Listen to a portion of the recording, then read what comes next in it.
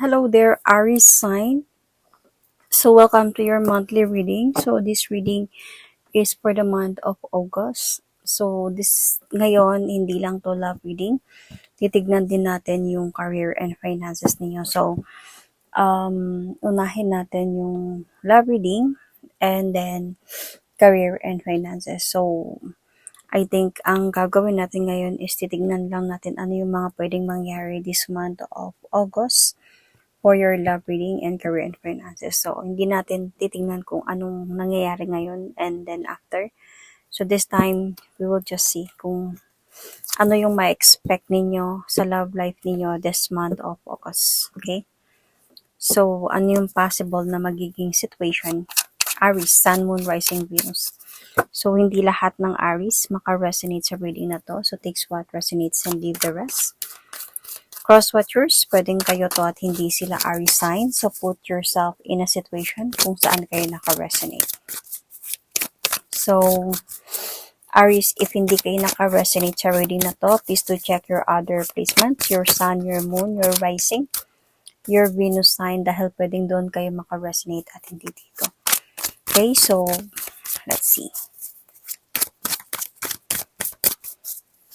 Ano yung ma-expect natin sa love life ng mga Aries, Sun, Moon, Rising, Venus this month of August? Your situation possibly this month of August.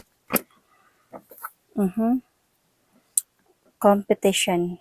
So, there is a possibility na may other woman na may involved or other person, not just pwedeng woman, man, other person na may involved sa relationship ninyo, Aries, with the snake here. So, I can see here, ano yung pwedeng sabihin ng person mo sa'yo, Aries? Possible na mas sasabihin niya this month of August. I am becoming a better person. And then, merong other woman. Merong competition. So, tignan natin.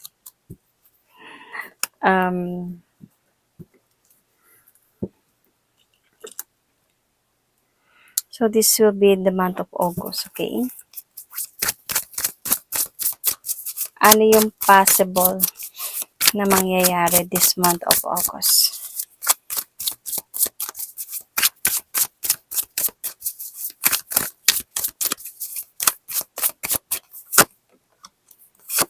Okay. So, Aries, nakikita ko dito na parang mapapagod ka sa pangako ng person na to. So, this month of August, there is a possibility na you will going to end a relationship dahil sa third party na may involved sa relationship ninyo. Itong I am becoming a better person dahil hindi siya papayag na mawala ka. Parang magta-try pa din talaga itong person na to na mag-o-offer sa'yo ng new beginning love. Madami na kayong pinagdaanan nito. Baka nga mag-asawa kayong dalawa or magka-live-in, ganyan. So, nagkaroon talaga dito ng third party. Pero ayaw niyang pumayag na wala ka. So, feeling ko lang talaga dito nangyari na to before. Yet, Aries, pagod ka na sa sitwasyon na ganito na lagi siyang pag every time gumawa ka ng decision, lagi niyang sasabihin na magbago na siya, ayusin niya ng lahat, pero nangyayari pa din. So, parang this time around, you did cut off, or might be this month of August, you will going to cut off a situation na talaga ninyo. Ayan, parang magiging practical ka dito, magiging strong ka dito, and brave na putulin na to. Pero hindi siya papayag. Dahil nga, parang mangangako na naman to siya na ayusin ko na to, magbago na ako. Promise, parang ganyan. Pero Aries, feeling ko, parang itutuloy mo to. No matter what, ano man yung sasabihin niya. Let's see more.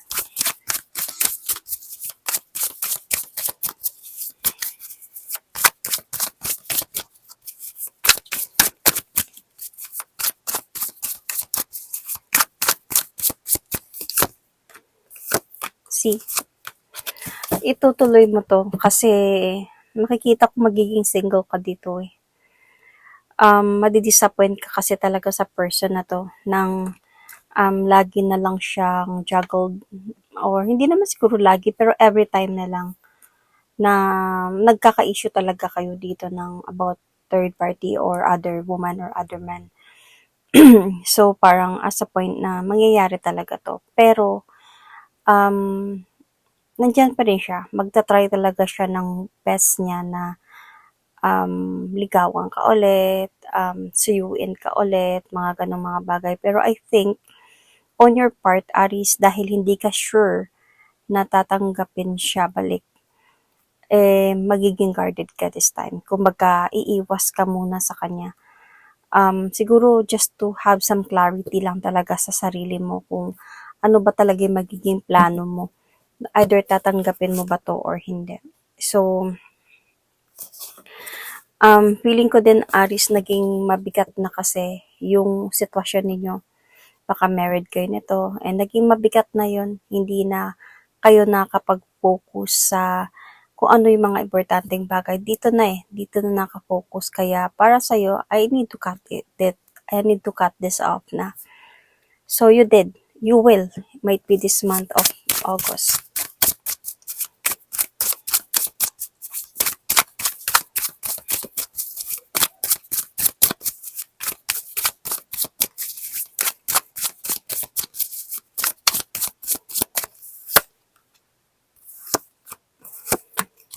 Aries, I can still see here that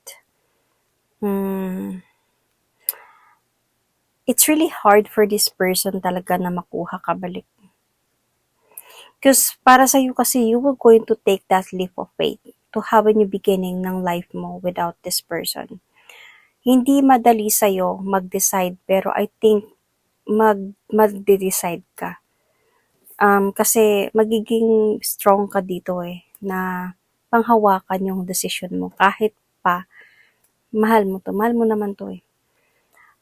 Itong person na to magpapatuloy pa din talaga to na kakausapin ka, susuyuin ka. Pero ikaw ang iiwas dito, hindi mo siya kakausapin.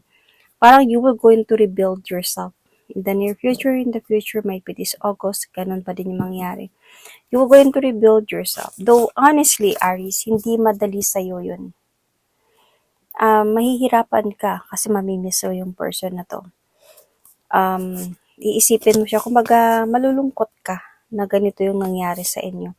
Pero sa sobrang, so as I said, mahihirapan talaga siyang kunin ka balik dito because sa decision mo. Pero mahal mo pa rin talaga itong person na to. Well, nakikita ko talaga dito na iiwas ka talaga sa kanya.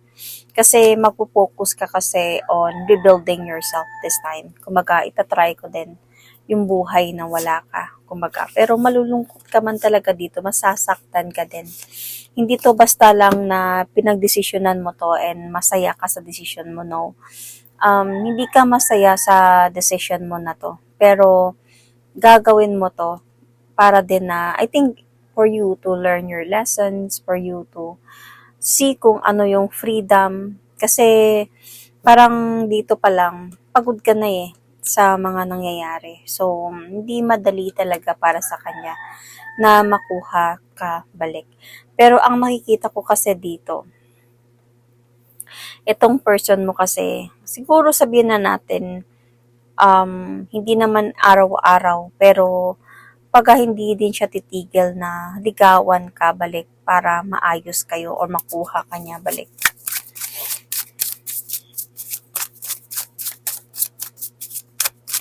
And siguro feeling ko, darating might be this month of August or in the near future,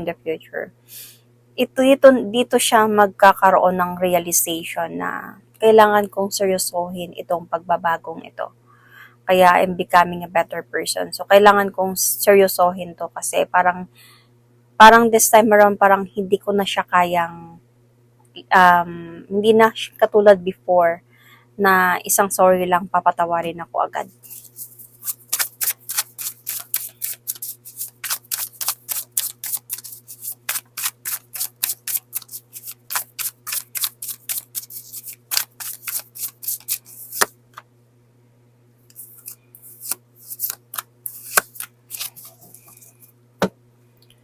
see, I can still see here na masisave pa naman yung marriage ninyo or relationship ninyo dito. Masisave nyo pa rin to. Mag-uusap pa din kayo nito in the future. In the future to ha. Mag-uusap pa din kayo nito. Pero feeling ko kasi dito, may mga changes na. Kumbaga, hindi na siya same as before. Kumbaga, ikaw, parang hindi ka na masyadong sobrang into this connection. Kumbaga, kung kasal kayo, sige, magbalikan tayo para sa mga bata, or dahil kailangan, whatsoever. Parang kailangan, okay na tayo, pero hindi ka na same as before na parang sobrang into this. Parang feeling ko sa'yo, more on, may mga bagay kang gagawin sa buhay mo, like siguro trabaho ba, or magpaka-busy ka ba, magbe-business ka ba, or extra income, sideline whatsoever, para maging busy ka lang, doon ka magpo-focus Yun yung ipo-focus mo at hindi na sa kanya. Parang feeling ko nga dito is like, yung nararamdaman mo, parang detached na. Hindi siya same as before na sobrang in love ka sa kanya. Though you love this person, pero hindi na siya sobrang same as before. Ang makikita ko nga dito parang itong pagbabalikan ninyo in the future, parang 50-50 pa siya na mauwi kayo sa into in a long run, in a long term. Kasi there is a possibility kasi sa sobrang practical mo, sa sobrang busy mo sa mga ginagawa mo sa buhay, parang lalo kang lalayo, parang lalong lalayo yung nararamdaman mo para sa kanya. And then, may possibility dito na parang mag-decide ka to end this connection talaga. Parang because of like, hindi ka na masaya. Parang ganun. So, yun yung pwedeng mangyari this month of August or in the future sa love life ninyo, Aries. So, tignan naman natin ngayon yung career and finances ninyo. Okay?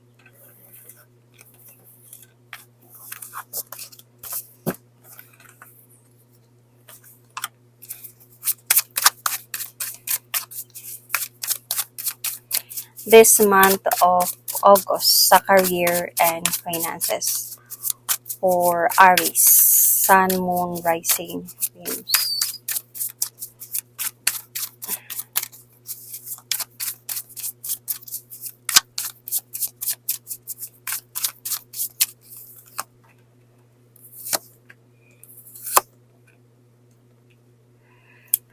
Okay.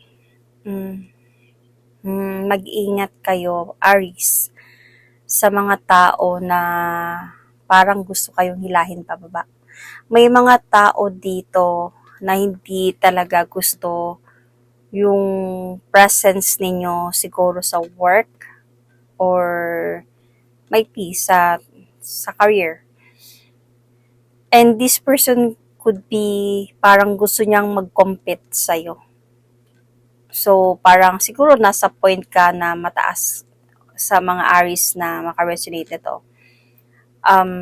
Mataas yung yung position mo, and this person might be hindi talaga sobrang lower sa'yo, pero a bit lower than you, mas nakakataas ka sa kanya. Might be this person wanted to reach your position. Kaya, parang this person wanted to compete. So, but then, ang maganda kasi dito sa'yo, Aries, is may celebration. So, ibig sabihin, you reach your goal here sa career mo or sa trabaho mo. Ang parang as a point na ikaw yung, I think you are someone na hindi ka basta parang leader ang nakikita ko dito. So, hindi ko lang alam what kind of job. So, this is something na leader ka or merong mas mababang posisyon sa'yo. So, parang maganda yung trabaho mo. And this month of August, ito yung magiging parang guidance sa'yo na mag-ingat ka sa mga tao na magko-compete sa'yo. Because there is a possibility kasi why they will going to do something para hilahin ka pababa.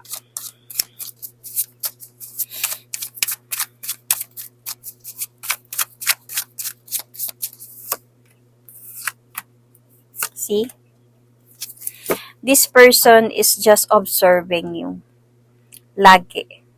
So, parang as a point na itong person na to, parang somehow, ginagaya ka niya ba't hindi ka niya magaya? So, this person is a bit disappointed. Not a bit, but really disappointed sa posisyon na naakyat mo, na narating mo. Kasi nakikita ko kasi sa'yo, might be this month of August, may celebration eh. So, merong mapopromote ka, siguro mas magkakaroon ka ng higher position. Or baka pwedeng siya yung papalit ka sa posisyon niya, siya yung maglo-lower than you. Kaya medyo masasaktan to. Pwedeng ganun din. Okay? Possible. Depende kung saan kayo naka-resonate. So, pwede din to kung hindi man to sa trabaho kind of job.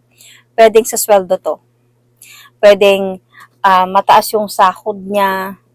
Tapos, malaman niya na lang na pareho na pala kayo ng sahod or mas mataas pa yung sayo. Pwedeng, pwedeng ganun. Kung hindi man to sa trabaho. So, nakadepende to kung saan kayo naka-resonate. But, Aries, hindi ibig sabihin na yung love life and career and finances, isang tao lang to, okay? Pwedeng maka-resonate kayo sa love life pero hindi kayo maka-resonate dito. Pwedeng maka-resonate kayo dito at hindi kayo maka-resonate sa love life. So, pwedeng ganun. But Aries, I can still see here na itong person kasi na to, Aries, is someone, gusto niya talaga mag-success. Gusto niya talaga mag-success. Though, para kasi nakikita ko sa kanya, bakit naiisip ko yung baka pinalitan mo yung position niya. Kasi aalis siya eh, nasasaktan siya. Parang ayaw niya, pero kailangan niyang gawin. Parang kailangan niyang umalis. So, ngayon, this person is observing you. Bakit siguro ikaw yung napili? Bakit ikaw yung napunta sa ganung posisyon? Bakit mas higher position ka? Kaya, may galit sa kanya dito.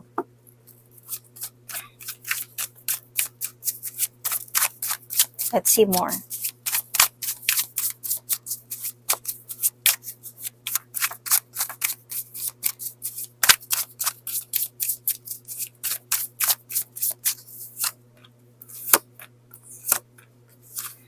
Aries, I can still see here being the leader. Aries really want to lead. Aries is a cardinal sign. So, hindi talaga mapapayag si Aries na mapapadown lang siya.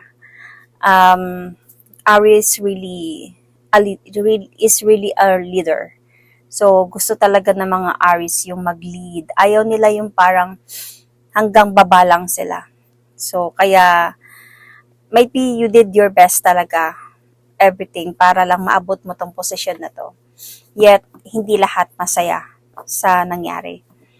So, I can see here, Aries, very challenging to. A bit very challenging siya. Yung, actually, feeling ko yung position mo, Aries, dito ngayon, or magiging position mo might be this August, is hindi madali. Okay? Matrabaho talaga siya. Pero, okay siya. Okay yung sahod niya. Kasi meron ditong celebration eh. So, medyo ano din talaga siya.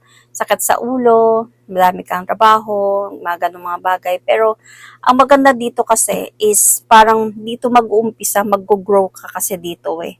Lalo na yung pagdating sa finances mo. Mag-grow ka talaga dito. Yung okay yung sahod mo, mas okay siya than before, ganyan. So, there is really a great changes na mangyayari sa'yo dito, Aries. Ang problema lang nga, yun, yung mga tao na medyo hindi nagustuhan yung sitwasyon. So, about money naman tayo.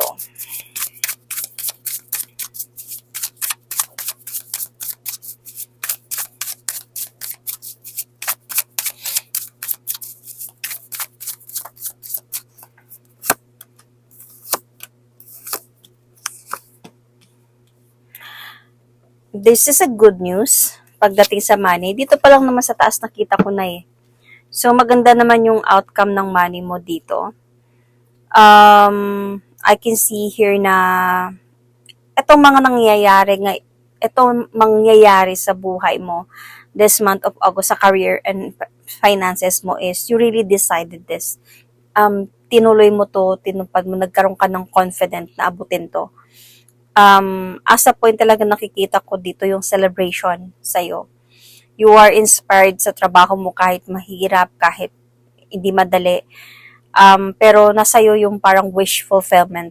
So, this is a wish fulfillment sa'yo. Ibig sabihin, when it comes into finances, wala talagang problema.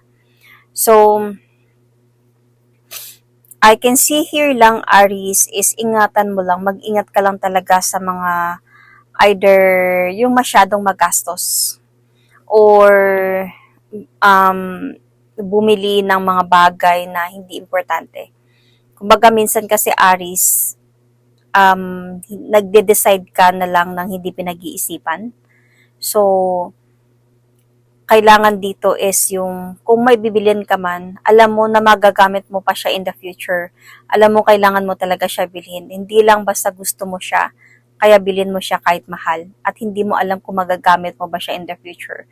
So, kung may gagastusin ka man, alam mo na kailangan gumastos. Hindi basta lang gagastos lang for no reason. Kasi pwede kasi mangyayari na okay naman yung sahod mo, pero minsan magugulat ka, hindi mo alam kung saan siya napupunta dahil sa masyadong gastos.